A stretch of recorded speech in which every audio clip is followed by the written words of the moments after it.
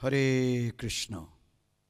শুধু HD TV চ্যানেলে বর্তমানে যে সমস্ত ভক্তবৃন্দ ও ভক্তিমতী মায়েরা রয়েছেন তাদের উদ্দেশ্যে আজ বিশেষ পরমানন্দের সংবাদ যে আজ আমরা আমাদের মধ্যে পেয়েছি পরম পূজ্যপাদ ডক্টর প্রেমাঞ্জন প্রভুকে।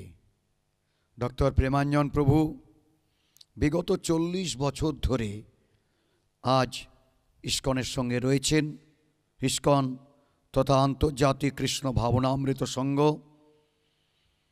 সেই ইস্কনের সঙ্গে 40 বছর ধরে পরম পূজ্যপাদ ডক্টর প্রেমাঞ্জন প্রভু ভারতবর্ষের বিভিন্ন জায়গায় উনি প্রভুপাদের বাণী, প্রভুপাদের ভাব আদর্শকে প্রচার করার জন্য মহাপ্রভু চেয়েছিলেন পৃথিবীতে আছে যত নগরাদি গ্রাম সর্বত্র প্রচার হইবে মোর নাম।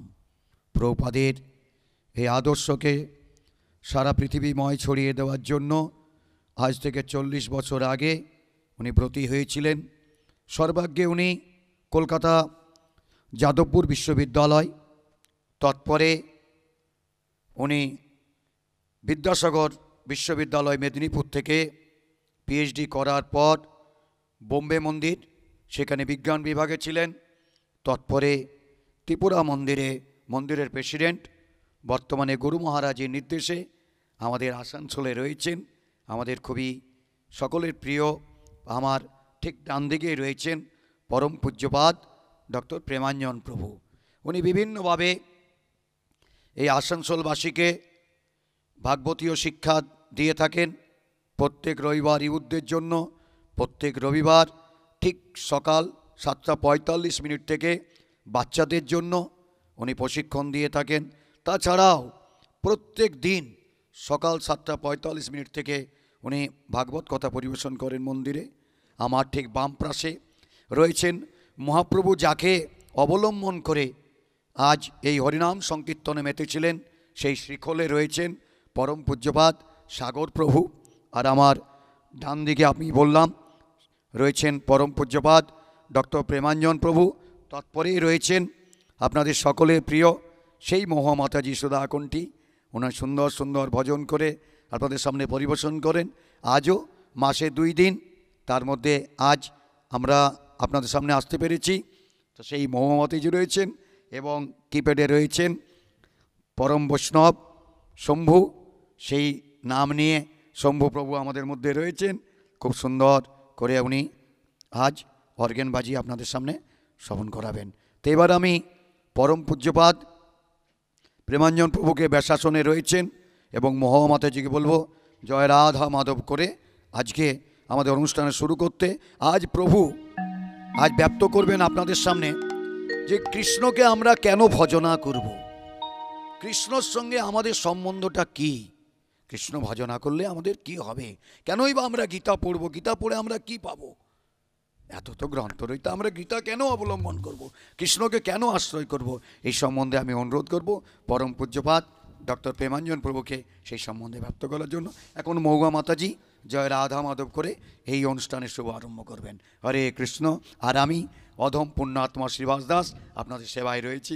হরে কৃষ্ণ, আসানসোল ইস্কনের পক্ষ থেকে হরি বল।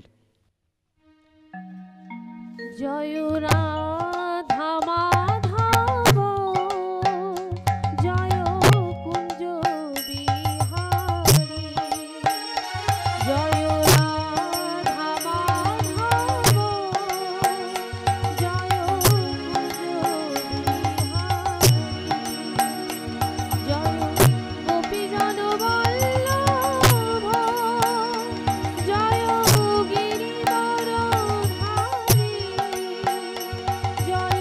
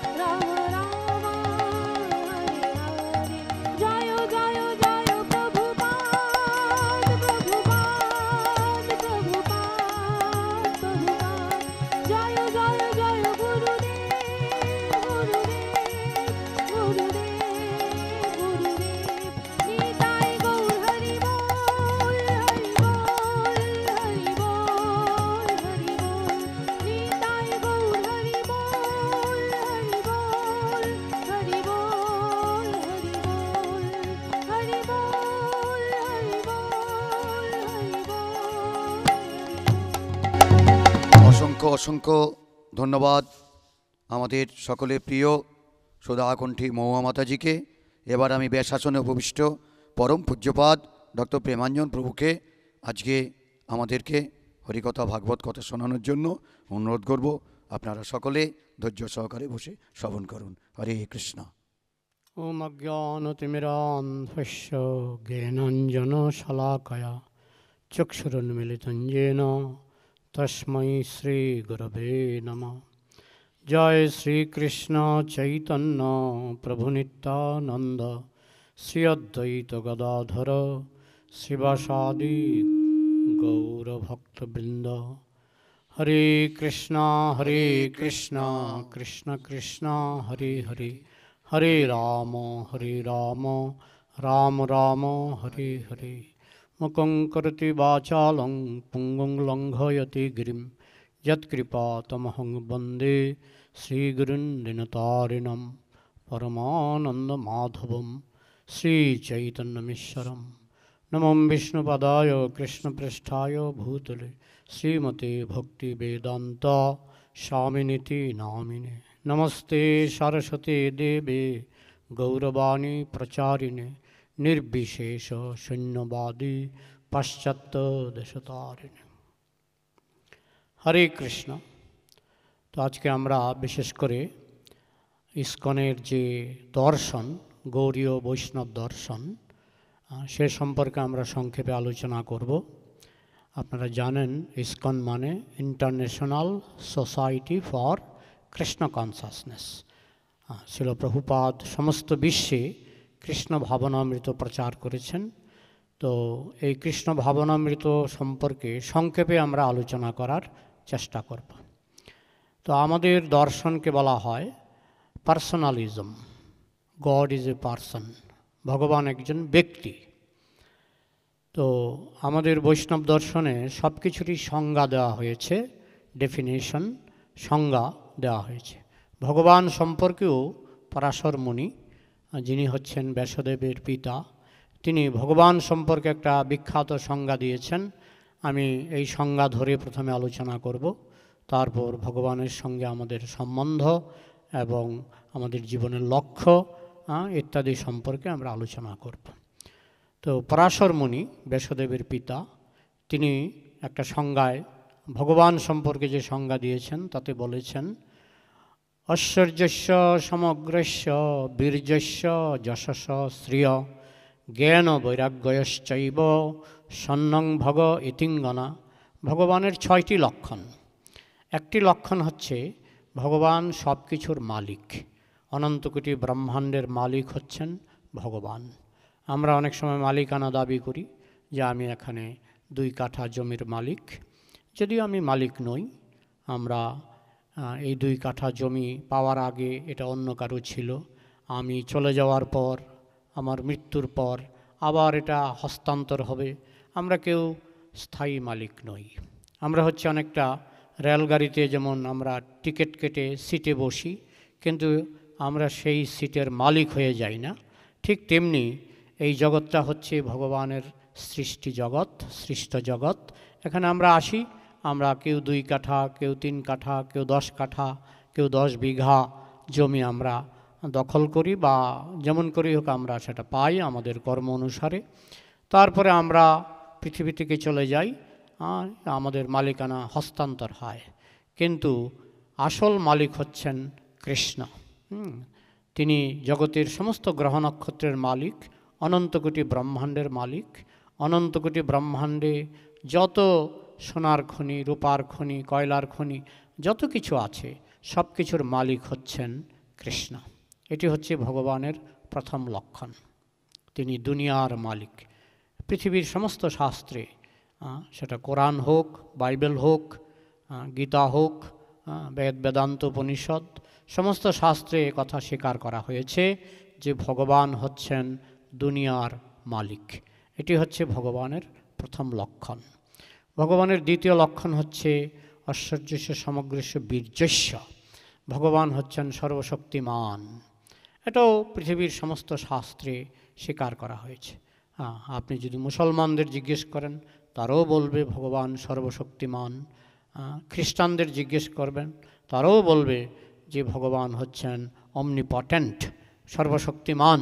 পৃথিবীর সমস্ত শাস্ত্রে এবং আমাদের সনাতন শাস্ত্রেও এটা স্বীকার করা হয়েছে যে ভগবান সর্বশক্তিমান।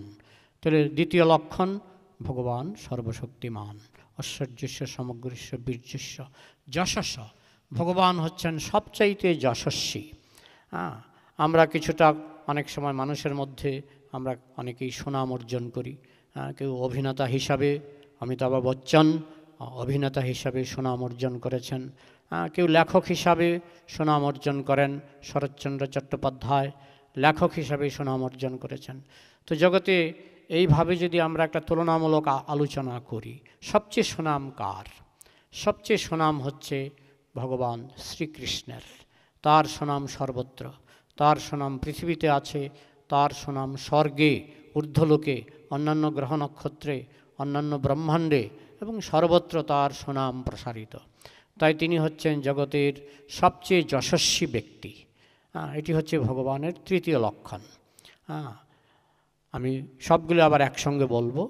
চতুর্থ লক্ষণ, ঐশ্বর্যস্য সমগ্রস্য বীর্যস্য যশস্য শ্রিয়। চতুর্থ লক্ষণে বলা হচ্ছে ভগবান সবচেয়ে সুন্দর, ভগবান সবচেয়ে সুন্দর। এটি নিয়ে অনেক সময় মতানৈক্য দেখা দেয়। অনেকে বলে ভগবান নিরাকার। তো আমাদের যে ইস্কনের দর্শন, গৌড়ীয় দর্শন, সেখানে ভগবানকে নিরাকার বলা হয় না, বলা হয় ভগবানের কোনো কিছুর অভাব নেই, ভগবানের কোনো গুণের অভাব নেই, ভগবানের বুদ্ধির অভাব নেই, ভগবানের রূপের অভাব নেই। অভাব থাকলে তাকে পূর্ণ বলা যাবে না। ওম পূর্ণমদঃ পূর্ণমিদম পূর্ণাৎ পূর্ণমুদচ্যতে পূর্ণস্য পূর্ণমাদায় পূর্ণমেবা অবশিষ্যতে। ভগবান হচ্ছেন পূর্ণ। তার না আছে বুদ্ধির অভাব, না আছে জ্ঞানের অভাব, না আছে রূপের অভাব। তাই ভগবানের একটি নাম হচ্ছে অনন্ত রূপম। অনন্ত রূপম, তার রূপ হচ্ছে অনন্ত, তার রূপের কোনো অন্ত নাই, তার রূপের কোনো শেষ নাই। তিনি সবচেয়ে সুন্দর। আর সবচেয়ে সুন্দর বলেই তো ভক্তরা তাকে এত ভালোবাসে, কারণ কৃষ্ণ সবচেয়ে সুন্দর। এই হচ্ছে ভগবানের চতুর্থ লক্ষণ, ঐশ্বর্যস্য সমগ্রস্য বীর্যস্য যশস্য শ্রিয়। শ্রিয় মানে সুন্দর। জ্ঞান, ভগবান হচ্ছেন সবচেয়ে বড় জ্ঞানী পুরুষ। কারণ তিনি দেখুন, আজ থেকে প্রায় 5000 বছর আগে তিনি ভগবদ্গীতা বলেছিলেন। আজও সেই ভগবদ্গীতার উপর গবেষণা হচ্ছে এবং কত মানুষ আজও সেই ভগবদ্গীতার রস আস্বাদন করে। একটা ছোট্ট গ্রন্থ, 1 ঘন্টার মতো তিনি বলেছিলেন। তো সেটা সমস্ত বিশ্বব্যাপী, বিশেষ করে এখন ইস্কনের মাধ্যমে এই ভগবদ্গীতা সমস্ত বিশ্বে খুব জনপ্রিয় হয়ে উঠেছে। শ্রীল প্রভুপাদ লিখেছিলেন ভগবদ্গীতা অ্যাজ ইট ইজ, যথাযথ ভগবদ্গীতার কোনো বিকৃতি না করে, ঠিক যেভাবে ভগবদ্গীতায় কৃষ্ণ বলেছেন ঠিক সেইভাবে শ্রীল প্রভুপাদ ভগবদ্গীতা উপস্থাপন করেছেন। এবং শ্রীল প্রভুপাদের ভগবদ্গীতা যথাযথ, যে সত্যিই যথাযথ, সত্যি অ্যাজ ইট ইজ, তার প্রমাণ হলো শ্রীল প্রভুপাদ 7-8 বছর প্রচার করেছিলেন। তার মধ্যে সমস্ত বিশ্বে এখন কোটি কোটি মানুষ ইস্কনের ভক্ত। ফল দেখে বৃক্ষ চেনা যায়। তাই শ্রীল প্রভুপাদ যে গ্রন্থটি লিখেছেন ভগবদ্গীতা অ্যাজ ইট ইজ, এটার বাংলা এবং পৃথিবীর বিভিন্ন ভাষায় অনুবাদ হয়েছে। বাংলাতে নাম হয়েছে ভগবদ্গীতা, শ্রীমদ্ ভগবদ্গীতা যথাযথ। এই গ্রন্থ পড়ে সমস্ত বিশ্বের কোটি কোটি মানুষ ভক্ত হচ্ছে। যদিও কিছু ঈর্ষান্বিত ব্যক্তি, তারা এই ইস্কনের জনপ্রিয়তায় তারা খুবই ঈর্ষাবোধ করেন, কিন্তু তাতে ইস্কনের যে জয়যাত্রা, এটা কোনো মতেই থামানো সম্ভব হবে না। শ্রীল প্রভুপাদ বলতেন, we are very big now, nobody can stop আস। আমরা অত্যন্ত বড়, আমাদেরকে কেউ আটকাতে পারবে না। তো শ্রীল প্রভুপাদ তিনি ইস্কনকে নিজে হাতে তিনি এমন বড় করে গিয়েছেন এবং তার চলে যাওয়ার পর এটা এত বড় হয়ে গেছে যে ইস্কনের জয়যাত্রা আর কেউ আটকাতে পারবে না। যারাই আটকাতে এসেছে তারাই দেখেছে আরও বড় হয়ে গেছে। ইস্কনকে নিষিদ্ধ করার চেষ্টা করেছে, ইস্কন বড় হয়ে গেছে, আরও বড় হয়ে গেছে। ইস্কনকে আটকানো যাবে না। তো যাই হোক, ইস্কনকে আটকানো যাবে না মানে কৃষ্ণের জয়যাত্রা আটকানো যাবে না। কৃষ্ণ বলেছেন, মহাপ্রভুরূপে কৃষ্ণ এসেছিলেন আজ থেকে 535 বছরের মতো। তিনি এসেছিলেন, তিনি বলেছিলেন পৃথিবীতে আছে যত নগরাদি গ্রাম সর্বত্র প্রচার হইবে মোর নাম। এবং মহাপ্রভুর এই ভবিষ্যৎবাণী 500 বছর পরে আমরা সাক্ষী, আমরা দেখতে পাচ্ছি মহাপ্রভুর ভবিষ্যৎবাণী সার্থক হচ্ছে। তো এইভাবে ঐশ্বর্যস্য সমগ্রস্য বীর্যস্য যশস্য শ্রীয়, তিনি সবচেয়ে সুন্দর, তিনি সবচেয়ে জ্ঞানী। তার জ্ঞান আমরা গীতার মধ্যে পাই, তার জ্ঞান আমরা শ্রীমদ্ ভাগবতে পাই, তার জ্ঞান আমরা বেদ বেদান্ত উপনিষদে পাই, পুরাণে পাই। তিনি হচ্ছেন জগতের সবচেয়ে বড় জ্ঞানী ব্যক্তি। আর কি ষষ্ঠ বৈশিষ্ট্য হচ্ছে তিনি সবচেয়ে বড় বৈরাগী। তিনি কত কিছু সৃষ্টি করলেন আমাদের জন্য, আমাদের যাতে কোনো কিছুর অন্ন বস্ত্র বাসস্থানের কোনো অসুবিধা না হয়। তিনি কত রকমের খাবার সৃষ্টি করেছেন, কোনো বৈজ্ঞানিক আজ পর্যন্ত কোনো খাবার সৃষ্টি করতে পারেননি। ভগবান আমাদের পানের জন্য সমুদ্র পরিমাণ জল সৃষ্টি করেছেন। সেই লবণ জল আমরা খেতে পারি না বলে সেটাকে ফিল্টারের ব্যবস্থা করেছেন। এইভাবে বৃষ্টির মাধ্যমে সমস্ত দেশের মানুষ জল পাচ্ছে। তো এইভাবে ভগবান আমাদের যাবতীয় জিনিস সৃষ্টি করেছেন। আমাদের অন্ন বস্ত্র বাসস্থান এবং আমাদের যা কিছু চাহিদা, সমস্ত চাহিদা পূরণ করার জন্য ভগবান অনেক সুন্দর সুন্দর জিনিস সৃষ্টি করেছেন। কিন্তু তিনি সেগুলির জন্য লালায়িত নন। ভগবান এগুলির জন্য লালায়িত নন, কিংবা তিনি কখনো ঢাক পিটিয়ে বলতে আসেন না যে দেখো আমি এটা সৃষ্টি করেছি, ওইটা সৃষ্টি করেছি। হ্যাঁ, আমাদের জ্ঞানের জন্য গীতাতে সংক্ষেপে বলেছেন বিভূতি যুগে, কিন্তু তিনি কখনো এইসবের জন্য কৃতিত্ব দাবি করেন না। যেমন বৈজ্ঞানিকরা কৃতিত্ব পাবার জন্য তারা নোবেল পুরস্কার ইত্যাদি ইত্যাদি চায়, কিন্তু যিনি সমস্ত কৃতিত্বের ভাগীদার, যিনি সমস্ত কৃতিত্বের প্রভু কৃষ্ণ, সব কিছু সৃষ্টি করেছেন যেগুলি মানুষ আজ অবধি সৃষ্টি করতে পারে না। যেমন খাবার, চাল ডাল আজ অবধি মানুষ সৃষ্টি করতে পারেনি। প্রাণ, একটা মশা পর্যন্ত বৈজ্ঞানিকরা বানাতে পারে না। যদিও মুখে অনেক বড় বড় কথা বলা হয়, কিন্তু একটা মশা পর্যন্ত সৃষ্টি করার ক্ষমতা তাদের নেই। কিন্তু অহংকারের বশবর্তী হয়ে কর্তা হমিতি মন্যতে, আমরা সৃষ্টিকর্তা, আমরা এরোপ্লেন বানিয়েছি, মাইক বানিয়েছি ইত্যাদি আমরা বলি। কিন্তু যিনি সব কিছু বানালেন, এমনকি যে যন্ত্রপাতিগুলি আমরা বানাচ্ছি বুদ্ধি দিয়ে, সেই বুদ্ধিটাও কিন্তু ভগবানের দান। বুদ্ধিও তো আমরা বানাতে পারি না, ভগবান দিলে আমরা বুদ্ধিমান। ভগবান কুকুরকে বুদ্ধি দেয়নি, তাই কুকুর একটা এরোপ্লেন বানাতে পারবে না। ভগবান গাধাকে বুদ্ধি দেয়নি, তাই গাধা একটা মাইক্রোফোন বানাতে পারবে না। তো মানুষকে বুদ্ধি দিয়েছে, তাই মানুষ এগুলি বানাতে পারছে। তো মূল কৃতিত্ব ভগবানের, কিন্তু তা সত্ত্বেও তিনি কৃতিত্বের জন্য লালায়িত নন। তিনি কখনো ঢাক পিটিয়ে বলতে চান না যে দেখো তোমরা কেন নোবেল পুরস্কার নিচ্ছ, সমস্ত নোবেল পুরস্কার যদি দিতে হয় আমাকে দাও। না, তিনি এই ব্যাপারে লালায়িত নয়, তার কাছে এগুলি তুচ্ছ। তিনি জগতের অনন্ত কোটি ব্রহ্মাণ্ড তিনি সৃষ্টি করেছেন।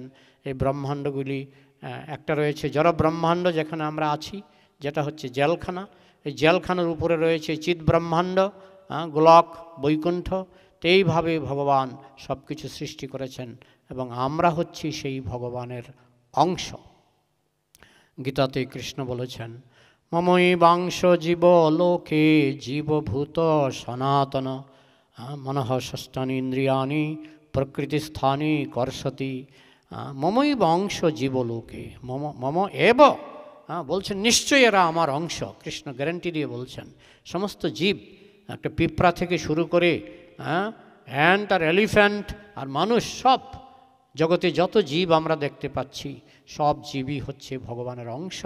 কিন্তু আমরা যে দেহটা ধারণ করেছি সেটাও গীতাতে বলা হয়েছে, এই দেহটা হচ্ছে একটা জামার মতো।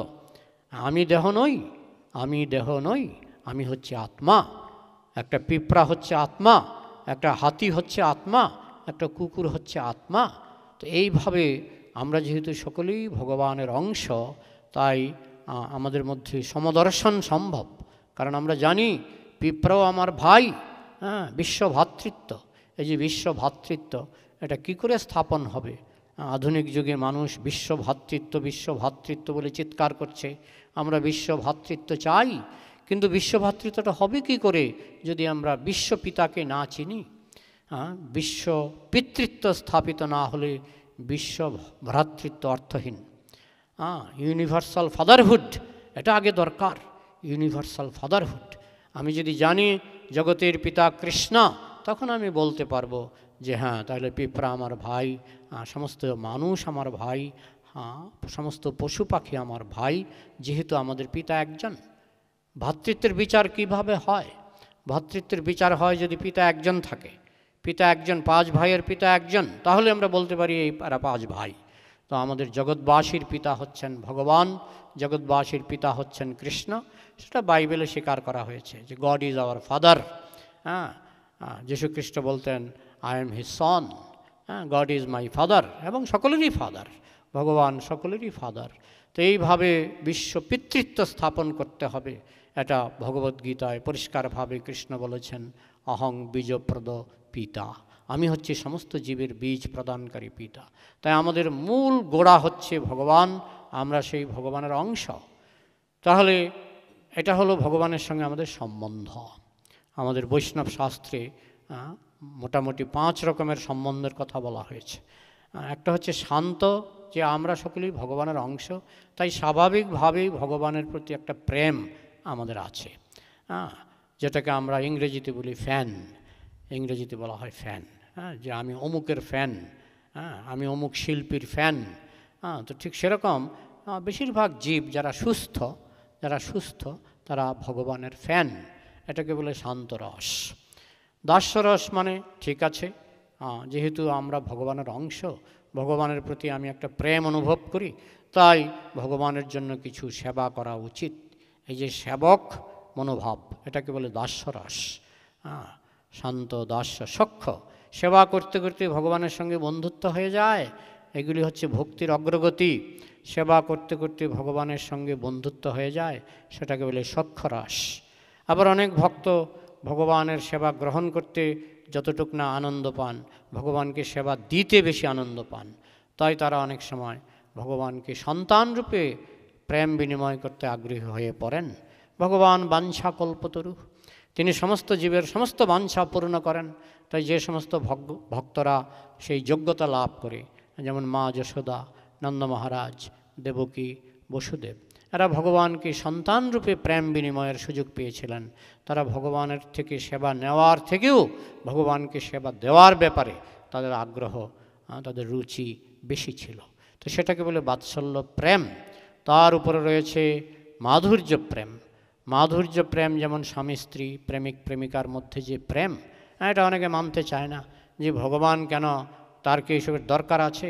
ভগবানকে বলা হয় আনন্দময়, তার মধ্যে যা কিছু আছে অংশের মধ্যে সবই আছে। তার মধ্যে ক্রোধ আছে, তাই তিনি নরক সৃষ্টি করেছেন। তো মানুষের মধ্যে ক্রোধ আছে, যেহেতু আমরা সেই কৃষ্ণেরই অংশ। ভগবানের মধ্যে ক্রোধ আছে, তাই আমাদের মধ্যেও ক্রোধ আছে। তো আমাদের মধ্যে যে প্রেম, যে বিশেষ করে নারী পুরুষের আকর্ষণ, সেটা আকাশ থেকে পড়েনি, সেটা শূন্য থেকে আসেনি, তার গোড়াটা খুঁজতে হবে। এত বড় একটা আকর্ষণ, তার গোড়া নেই, এটা হতেই পারে না। তো সেই গোড়া হচ্ছে রাধাকৃষ্ণের প্রেম, সেই গোড়া হচ্ছে অনুরাধা, মানে রাধা থেকেও আবার বিস্তার হয়, কৃষ্ণ থেকে যেমন বিস্তার হয়। রাস নাচের সময় কৃষ্ণ নিজেকে লক্ষ লক্ষ কৃষ্ণরূপে বিস্তার করেছিলেন, তখন রাধা তিনিও আবার লক্ষ লক্ষ গোপীরূপে, অনুরাধা রূপে নিজেকে বিস্তার করেছিলেন। এইভাবে কৃষ্ণ দুজন হলেন, রাধা দুজন গোপী হয়ে গেলেন। সেই গোপীদের এই জন্যই বলা হয় অনুরাধা। তো এইভাবে কৃষ্ণ লক্ষ লক্ষ হয়ে গেলেন এবং রাধা নিজেকে লক্ষ লক্ষ অনুরাধা রূপে বিস্তার করলেন। তো এইভাবে কৃষ্ণ হচ্ছেন আনন্দময়, এবং সেই যে আনন্দ সেটা নির্মল। একই জিনিস কখনো খারাপ কখনো ভালো। একজন সুস্থ মানুষ যদি একটা রসগোল্লা খায় সেটা পুণ্য, আর একজন অসুস্থ ডায়াবেটিক পেশেন্ট যদি রসগোল্লা খায় সেটা পাপ। তার কারণ হচ্ছে রসগোল্লা পাপও নয়, পুণ্য নয়, কিন্তু যে গ্রহণ করছে গ্রহীতার যোগ্যতার উপর নির্ভর করে। গ্রহীতা যদি সুস্থ থাকে তাহলে রসগোল্লা খাওয়া ভালো, কোনো অসুবিধা নেই।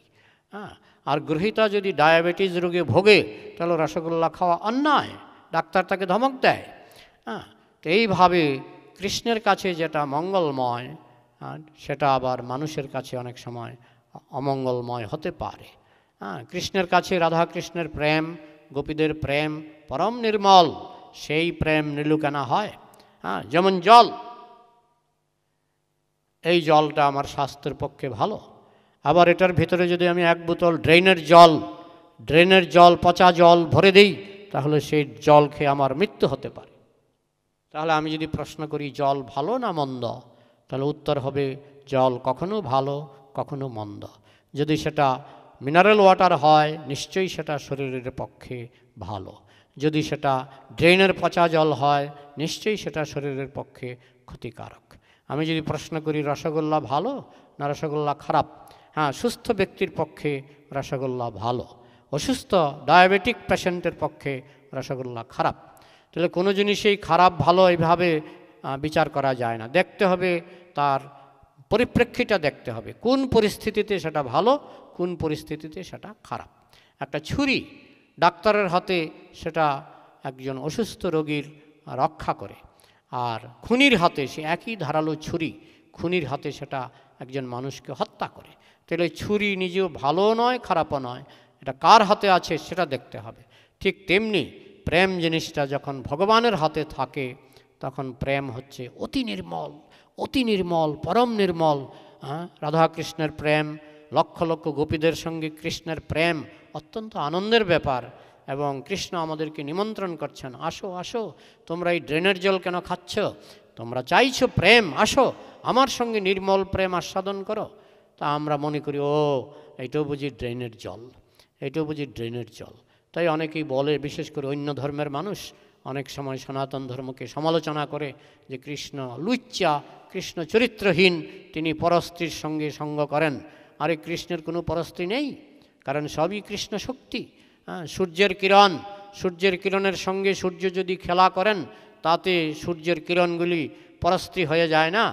তো গোপীরা হচ্ছেন কৃষ্ণের কিরণ, শক্তি কিরণ, রাধা হচ্ছে কৃষ্ণের শক্তি কিরণ। কৃষ্ণ সর্বশক্তিমান, তিনি তার শক্তির সঙ্গে খেলা করেন, এটা পরনির্ভরতা নয়। সূর্য তার যে কিরণের সঙ্গে যদি খেলা করে, এটা পরনির্ভরতা নয়, কারণ কিরণগুলি সূর্য থেকেই এসেছে। ঠিক তেমনি কৃষ্ণ যে সমস্ত গোপীদের সঙ্গে লীলাবিলাস করছেন, এরা কৃষ্ণ থেকেই এদের সৃষ্টি, কৃষ্ণ থেকেই এদের প্রকাশ। তাই এরা পরস্ত্রী নয়, বরং জগতের সমস্ত স্ত্রী হচ্ছেন কৃষ্ণের স্ত্রী। তাই পরস্ত্রী কথাটাই ভুল। তাই কৃষ্ণের সঙ্গে যে আনন্দ, গোপীদের আনন্দ, রাস নাচের যে আনন্দ, সেটা হচ্ছে এই জড়জগতে যেটা কামরূপে প্রতিফলিত হয়। ভালো জল, বিশুদ্ধ জল ড্রেনের জল রূপে রূপান্তরিত হয়। ঠিক সেরকম ভালো বিশুদ্ধ প্রেম, উত্তম প্রেম, নির্মল প্রেম, পরম আনন্দময় প্রেম, সেটা জগতে কামরূপে প্রকাশিত হয়। এবং এই কাম থেকে কখনো কখনো আমরা দেখি খুন খারাপি থেকে শুরু করে অনেক রকমের অপকর্ম এই কামকে আশ্রয় করে হয়ে থাকে। তো এই কামটা হচ্ছে ড্রেনের জল, আর কৃষ্ণের সঙ্গে যে গোপীদের প্রেম, সেটা হচ্ছে বিশুদ্ধ নির্মল প্রেম। তা আমাদের জীবনের উদ্দেশ্য হচ্ছে সেই বিশুদ্ধ নির্মল প্রেম আস্বাদন করা। এই জন্য কৃষ্ণ যুগে যুগে আসেন, নানা রূপে নানাভাবে তিনি আমাদেরকে নিমন্ত্রণ করেন, আসো তোমরা কেন ড্রেনের জল খাচ্ছ? ড্রেনের জলে তোমাদের কোনো আনন্দ হবে না, দুঃখ হবে। এই জগৎ দুঃখময়, দুঃখালয়ম অশাশ্বতম, এই জগৎ হচ্ছে দুঃখের বাড়ি। আনন্দের বাড়িতে চলে আসো, আনন্দ নিকেতনে চলে আসো। সেই আনন্দ নিকেতন হচ্ছে কৃষ্ণলোক। শ্রেয় কান্তঃ কান্তঃ পরমপুরুষ কল্পতরব দ্রমাভূমিশ্চিন্তামণি গণময়ী তুয়মৃতম কথাগানমনাট্যম গমনমপি বংশী প্রিয় সখী চিদানন্দম জ্যোতি তদাশব্দম অপি চ সযত্র ক্ষীরাব্ধি স্রবতী সুরভিভ্যশ্চ সুমহান নিমেষার্ধক্ষবাব্রজতি নহি যত্রাপি সময় ভজে শ্বেতদীপম তমহমিহ গোলকমিতিজম বিদন্তস্তে সন্তহক্ষিতি বিরলাচারা কতিপয়ে। সেই ধামটা কীরকম? কৃষ্ণের ধামটা কীরকম? কৃষ্ণের ধামে কারো মৃত্যু নেই, কারো সর্দি কাশি হয় না, জ্বর হয় না, রোগ হয় না, ক্যান্সার হয় না, যক্ষা হয় না। কৃষ্ণের ধাম আনন্দময়। শ্রেয় কান্ত কান্তঃ, কৃষ্ণের ধামে সকলেই হচ্ছেন অপূর্ব সুন্দর। সেখানে নারী পুরুষের রূপ আছে, কিন্তু প্রত্যেকেই অপূর্ব সুন্দর, স্বর্গের অপ্সরা থেকেও সুন্দর। তো এইভাবে চিৎজগতে গোলকধামে সকলেই সুন্দর, কৃষ্ণধামে সকলেই সুন্দর। শ্রীয়কান্তাকান্ত পরমপুরুষ, সেখানে পরমপুরুষ ভগবান স্বয়ং বিরাজমান পরমপুরুষ। এইভাবে সেখানকার মাটি চিন্ময়, এখানকার মাটি কথা বলতে পারে না, চিৎজগতের মাটি কথা বলতে পারে। সেখানকার গাছগুলি কল্পবৃক্ষ, গাছের কাছে আপনি যা চাইবেন তাই পাবেন। কথা গানম, সেখানে কেউ কথা বলতে পারে না, কথা বলার চেষ্টা করলেই সঙ্গীত বেরিয়ে আসে মুখ থেকে। সেখানে কেউ হাঁটতে পারে না, হাঁটার চেষ্টা করলেই অপূর্ব নৃত্য বেরিয়ে আসে, অপূর্ব নৃত্য প্রকাশিত হয়। এইভাবে গোলকধাম আমাদের জন্য অপেক্ষা করছে এবং কৃষ্ণ আমাদেরকে নিমন্ত্রণ করছেন, তোমরা যা যা চাইছো সবই পাবে। তোমরা এখন যা পাচ্ছ সেটা ঘোলাটে, সেটা ড্রেনের জল, একই জিনিস আমি তোমাদেরকে দেব, শুধু আমার গোলকধামে চলে আসো। সেখানে না আছে বেকার সমস্যা, না আছে রাজনৈতিক সমস্যা। এখানে যেমন তোমাকে নিষিদ্ধ করার চেষ্টা করছে, সেখানে তোমাকে কেউ নিষিদ্ধ করবে না। তুমি চলে আসো এখানে, তুমি আনন্দের সঙ্গে তুমি এখানে নাচ গান করে বিনামূল্যে, এখানে বেকার সমস্যা নেই কৃষ্ণের ধামে, কিংডম অফ গড, সেখানে বেকার সমস্যা নেই। তাই সেখানে যাওয়ার জন্য কৃষ্ণ আমাদেরকে নিমন্ত্রণ করছেন, কিন্তু সেই জন্য আমাদের কিছু ডিউটি আছে। সেখানে আমি চাইলেই চলে যেতে পারবো না। আমি যদি আচরণে যদি শুদ্ধ না হই, তাহলে আমি সেখানে যেতে পারবো না। সে আচরণ হচ্ছে কি না, ভাগবতে বলা হয়েছে দুতং পানং স্ত্রিয়ম সোনা যত্র অধর্ম চতুর্বিধ। তুমি জুয়া খেলবে না, তুমি আচরণ শুদ্ধ করো। দুতং পানম, নেশা করবে না, তাস পাশা জুয়া খেলা এসব বন্ধ করো। দুতং পানম স্ত্রিয়ম, অবৈধ স্ত্রী সঙ্গ করবে না, তোমার চরিত্র নির্মল করো। দুতং পানম স্ত্রিয়ম, এবং অন্য প্রাণীকে কষ্ট দেবে না। যদি এইভাবে তুমি জগতে সুন্দরভাবে জীবনযাপন করো এবং সব সময় আমাকে স্মরণ করো, এটা কীর্তনের মাধ্যমে, জপের মাধ্যমে তুমি যদি সব সময়, প্রেম থাকলে তো স্মরণ হবেই।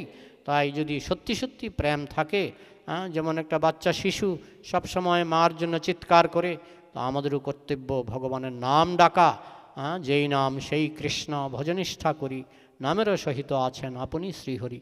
এইভাবে যদি আমরা ভগবানকে আকুল প্রাণে ডাকতে থাকি এবং ভগবানের দেওয়া বিধিনিষেধগুলি পালন করি, তাহলে খুব শীঘ্রই আমরা এই জগতের কলুষতা থেকে, আমরা ড্রেনের জল থেকে আবার মিনারেল ওয়াটারে পরিণত হতে পারবো, আবার শুদ্ধ হয়ে আমরা ভগবত ধামে, গোলক ধামে যেতে পারবো। এটি হচ্ছে ইস্কনের প্রচার। ইস্কন সারা বিশ্বে এই শিক্ষাই দেওয়ার জন্য ব্রতী হয়েছে। তো আমি এখানেই শেষ করছি। 5 মিনিট আপনারা কীর্তন এবং আমি বলছিলাম যে প্রভু, আপনি আমাদেরকে ব্যক্ত করলেন যে আমরা কৃষ্ণের সঙ্গে সম্বন্ধ করতে পারি। তো এই সহজ উপায় কিভাবে আমরা কৃষ্ণের সঙ্গে সম্বন্ধ করতে পারি, তাতে কিভাবে নাম করে আমরা সম্বন্ধ করতে, সেই সম্বন্ধে একটু বলুন। হ্যাঁ, সেটা আমি বলেছি যে আমাদের ভগবানের দেওয়া বিধিনিষেধগুলি পালন করতে হবে। আমরা যদি অন্যায় করি, অনাচার করি, আমরা কৃষ্ণধামে যেতে পারবো না। এই জন্য 4খানা আচার, জুয়া খেলা বর্জন, অন্য প্রাণীকে কষ্ট দেওয়া বর্জন, মানে আমরা যে জন্য আমরা অন্য প্রাণীর মাংস আমরা খাই না, মাছও খাই না। কারণ কেন একটা প্রাণীকে কষ্ট দিতে যাব? বলতে পারেন আপনারা তো বেগুন খাচ্ছেন। হ্যাঁ, এখন কোনো দেশে মানুষের মাংস খায়, তো এখন সে যদি বলে আপনারা বেগুন খাচ্ছেন, আমাদের হিংসার বৃত্তটাকে সংক্ষিপ্ত করতে হবে। এই সংসারে, এই জেলখানায় হিংসা ছাড়া আমাদের জীবনযাপন সম্ভব নয়। কিন্তু ওই মানুষের মাংস না খেয়ে আমি যদি বেগুনের মাংস খাই, সেটা কৃষ্ণ অনুমতি দিয়েছেন। তো যাই হোক, এইভাবে পশু হত্যা না করা, তারপরে কোনো উত্তেজক খাবার, চা পান, বিড়ি, সিগারেট, মদ, গাঁজা এসব না খাওয়া। এই চারটা নিয়ম আমাদের পালন করতে হয় এবং সবসময় ভগবানের নাম কীর্তন, নাম জপ করলে পরে আমরা নিজেদের নির্মল করে, শুদ্ধ করে, ড্রেনের জল থেকে আমরা নিজেদেরকে শুদ্ধ বিশুদ্ধ জলে রূপান্তরিত করে আমরা আবার গোলকধামে ফিরে যেতে পারবো। অনেকে তো মাছ মাংস খেয়ে থাকেন, অনেকে প্রশ্ন করেন যে আমরা মাছ মাংস খাই, তো আমরা কি ভগবানের সঙ্গে সম্বন্ধ করতে পারবো? কিভাবে পারবো? ভগবানের সঙ্গে সম্বন্ধ করতে হলে ভগবানের নাম জপ শুরু করুন, নাম জপ করতে করতে চিত্ত যখন পবিত্র হবে তখন আর এই সমস্ত কদর্য ভক্ষণের প্রতি আপনার মন যাবে না। তখন স্বাভাবিকভাবে আপনার মনে হবে কেন আমার জিহ্বার জন্য এই সমস্ত প্রাণীদেরকে কষ্ট দেব। ধর্ম মানে দয়া। প্রভু অসংখ্য অসংখ্য আমি দণ্ডবোধ জ্ঞাপন করি পরম পূজ্যপাদ ডক্টর প্রেমাঞ্জন প্রভুকে। উনি প্রত্যেক দিন ভাগবত কথা পরিবেশন করেন। আপনারা ইউটিউবের মাধ্যমে ওনার কথা শ্রবণ করতে পারবেন। মহতি হরিকথা ভাগবত কথা ওনার শ্রীমুখ থেকে আপনারা শ্রবণ করতে পারবেন। আপনারা মোবাইলে গিয়ে ইউটিউবে গিয়ে টাইপ করুন PREMANJAN প্রেমাঞ্জন দাস। আমরা উনি ডক্টর উপাধি পেয়েছেন, PhD করেছেন, কিন্তু উনি নিজের উপাধি লেখেন না, উনি পরম বৈষ্ণব। তো আপনারা ইউটিউবে যেয়ে যদি প্রেমাঞ্জন প্রভু করেন পাবেন। এছাড়াও আসানসোল ইস্কনে আপনারা প্রত্যেকে আসুন। এখন আমি অনুরোধ করব আমাদের সকলের প্রিয় সুধাকণ্ঠী মহুয়া মাতাজিকে এই ভগবানের গৌরীয় ভজন আপনাদের সামনে পরিবেশন করার জন্য। হরে কৃষ্ণ। দয়াল নিতাই চৈতন্য বলে নাচরে আমার মন, দয়াল নিতাই চৈতন্য বলে নাচরে আমার মন, নাচরে আমার মন, নাচরে আমার মন, নাচরে আমার মন, নাচরে আমার মন, নিতাই চৈতন্য বলে নাচরে আমার মন, দয়াল নিতাই চৈতন্য বলে নাচরে আমার মন।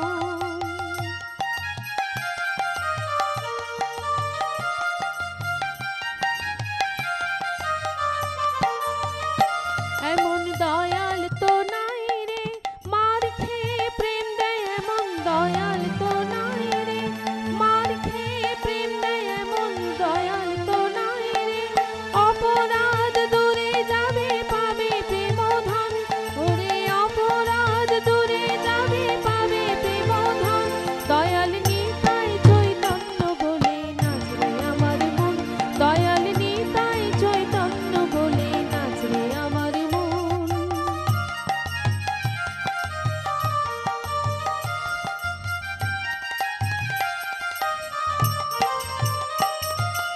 ও নামে অপরাধ বিচার তো নাই হে, ও নামে অপরাধ বিচার তো নাই হে। কৃষ্ণ নামে রুচি হবে ঘুচিবে বন্ধন, তখন কৃষ্ণ নামে রুচি হবে ঘুচিবে বন্ধন, দয়াল নিতাই চৈতন্য বলে নাচরে আমার মন, দয়াল নিতাই চৈতন্য বলে নাচরে আমার মন।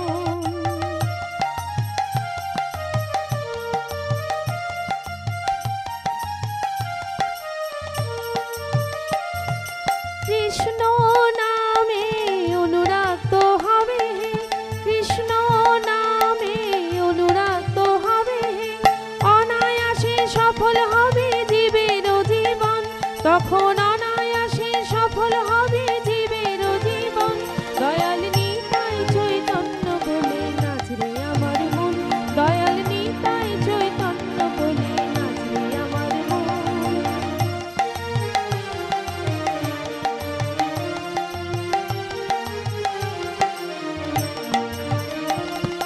কৃষ্ণের অতি বিনা জীবন তো মিছে হে, কৃষ্ণের অতি বিনা জীবন তো মিছে হে। বৃন্দাবনে রাধা শ্যামে পাবে দর্শন, শেষে বৃন্দাবনে রাধা শ্যামে পাবে দর্শন, গৌর কৃপা হলে হে, গৌর কৃপা হলে হে। বৃন্দাবনে রাধা শ্যামে পাবে দর্শন, শেষে বৃন্দাবনে রাধা শ্যামে পাবে দর্শন, দয়াল নিতাই চৈতন্য বলে নাচরে আমার মন, দয়াল নিতাই চৈতন্য বলে নাচরে আমার মন, নাচরে আমার মন, নাচরে আমার মন, নাচরে আমার মন, নাচরে আমার মন, নিতাই চৈতন্য বলে নাচরে আমার মন, দয়াল নিতাই চৈতন্য বলে নাচরে আমার মন, দয়াল নিতাই চৈতন্য বলে নাচরে আমার মন। অসংখ্য ধন্যবাদ আমাদের মহুয়া মাতাজিকে। আমি মহুয়া মাতাজিকে অনুরোধ করব রাধা কৃষ্ণ প্রাণমোর যুগল কিশোর এই ভজনটি গাওয়ার জন্য। খুব সুন্দর গৌরীয় ভজন আমাদের বিশ্বনাথ চক্রবর্তী বর্ণনা করেছেন। খুব সুন্দরভাবে মাতাজিকে অনুরোধ করব ভজনটি পরিবেশন করার জন্য। হরে কৃষ্ণ। রাধা কৃষ্ণ প্রাণ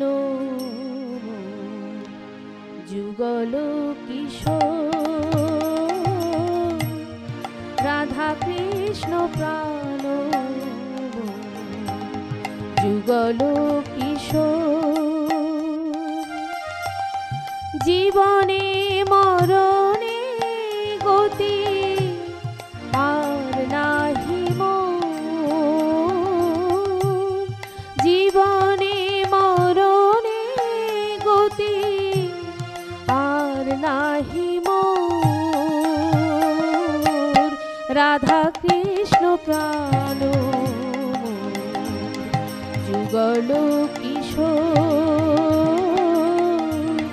রাধা কৃষ্ণ প্রাণ যুগল কিশোর।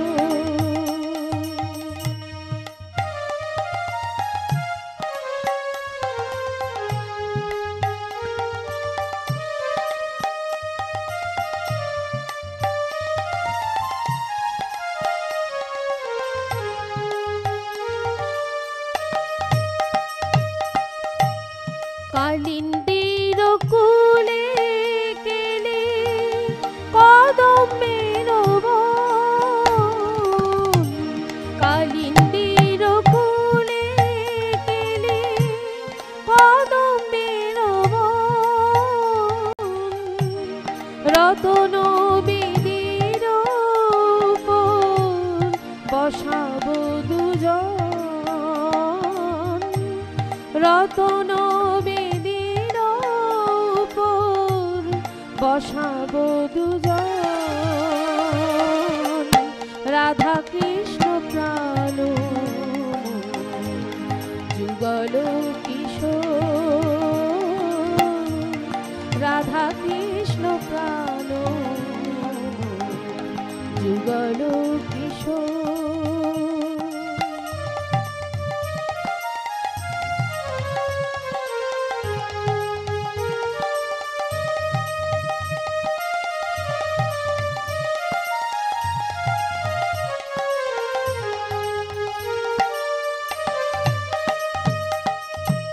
শ্যামগৌরী অঙ্গে দেব চন্দনের গন্ধ, শ্যামগৌরী অঙ্গে দেব চন্দনের গন্ধ, চামর ঢোলাব কবে হেরিব মুখ চন্দ্র,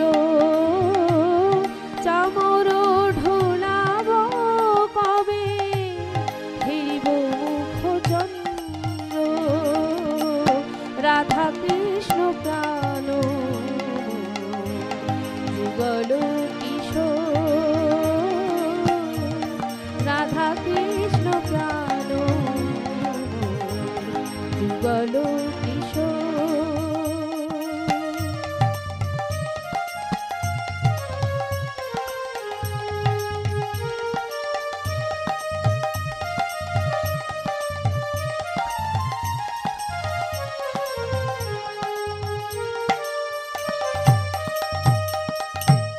গাথিয়া মালতীর মালা দেব দোহার গলে, গাথিয়া মালতীর মালা দেব দোহার গলে, অধরে তুলিয়া দিব কর্পূর তাম্বুলে, অধরে তুলিয়া দিব কর্পূর তাম্বুলে, রাধা কৃষ্ণ প্রাণ যুগল কিশোর,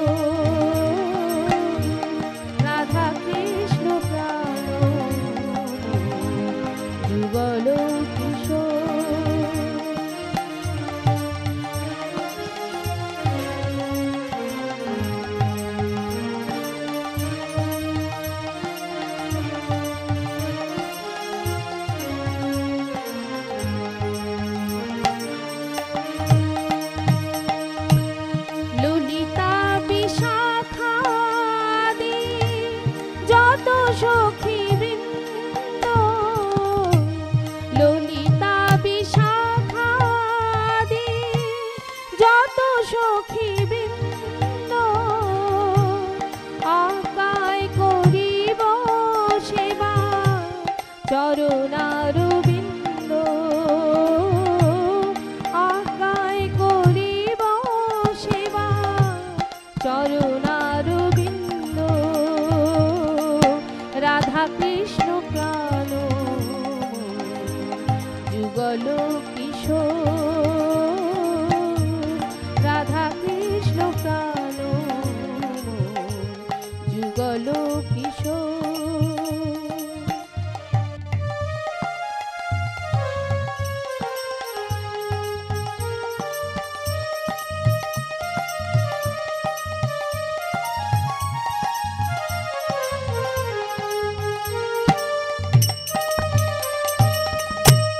শ্রীকৃষ্ণ চৈতন্য প্রভুর দাসের অনুদাস শ্রীকৃষ্ণ চৈতন্য প্রভুর দাসের অনুদাস